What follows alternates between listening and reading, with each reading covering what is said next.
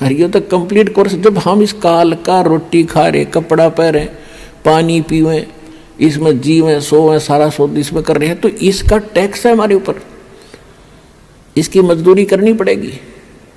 और हमारे ऊपर पता नहीं कितनी फाटक बंद कर रखे, रास्ते बंद कर रखे। पहली चौकी गणेश जी की, जब तक ये क्लियर आगे रास्ता नहीं देगा आगे जाएंगे कहाँ। तो इन सब के हम ऋणी हैं, इन देवताओं के, जो यहाँ के प्रभु हैं, प्रबंधक हैं। इनसे हम बाइज्जत निकलने के लिए इनकी मजदूरी हम न करके अपना यहाँ भी काम चलाना है, इनका टैक्स भी भरना है, तब हमारी भक्ति सही चलेगी। तो प्रथम मंत्र आपको दिया जाता है, इन देवी देवताओं की मजदूरी है, ये पूजा नहीं है। अब यहाँ भी एक स्पष्ट करना चाहेगा दास के भक्ति, पूजा और साधना मंत्र क्या है।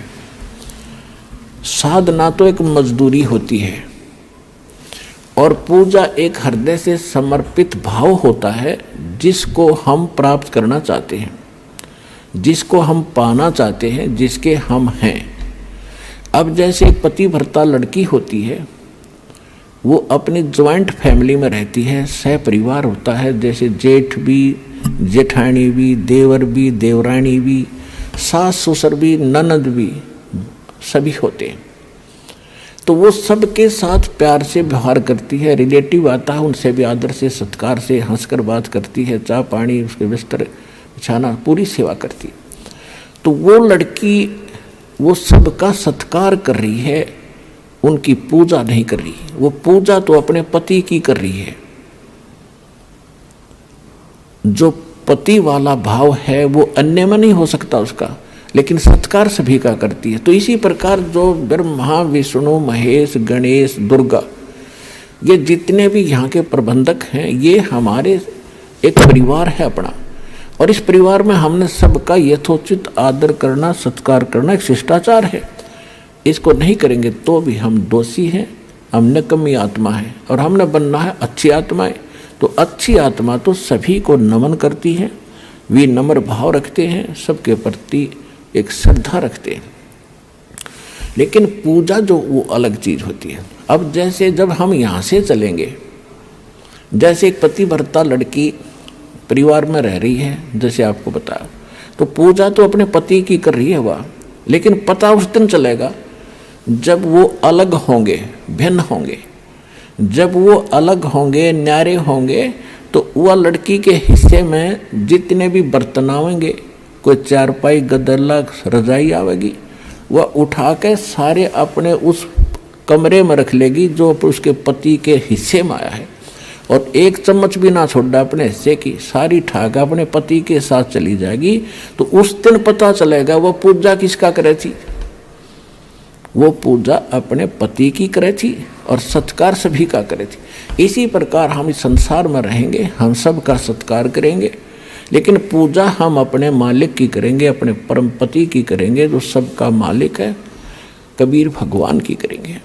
और ये सभी जितने भी यहाँ के, जैसे असुर निगंध रामायणी में हम सबका सत्कार करते हैं, छोटे से लेकर 500 तत्वों तक की आरती इसके अंदर आ जाती है। तो हम सबका सत्कार करते हैं। सत्कार करने से विनम्रता आती है। और ये फिर ये ब्रह्मा, विष्णु, महेश या जितने भी कोई भी हैं देव, ये आपको टच नहीं कर सकते। इनके ऊपर फिर डंडा है परमात्मा का कि ये आपका एक सत्कार करते हैं और फिर भी आप इनको सताओगे तो इनको ज़्यादा सज़ा मिलेगी। ये जो आपको विधि बता रखी, ये आपके प्रोटेक्शन के लिए है, भगवान का विधान बनाए रखने के लिए है, और आपको इस संसार रूपी सागर से पार होने के लिए सफ़र में सहयोगी रहेंगे, आपका प्रोटेक्शन करेंगे ये देवता। और सभी आपके घरों के चारों तरफ पहरे दिया करेंगे, जो सतगुरु कबीर साहब के इस नाम से जुड़ जाएगा।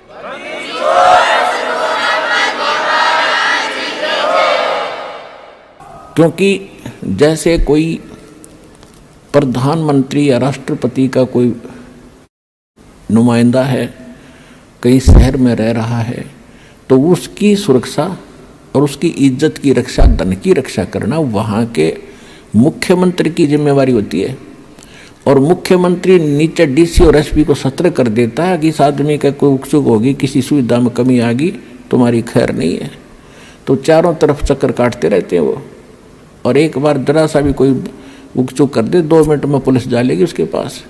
तो इसी प्रकार आप उस परम पिता के नुमाइंदे बच्चे हो जाओगे जिस दिन से आप सतलोक आश्रम बरवाला जिला हिसार हरियाणा से जुड़ जाओगे। आपकी सुरक्षा के लिए वहाँ ऐसे खड़े रहा करेंगे, देवी देवता चारों तरफ घूमया करेंगे आपके, कदे को भूत प्रेत आकर बकवाद ना कर दे।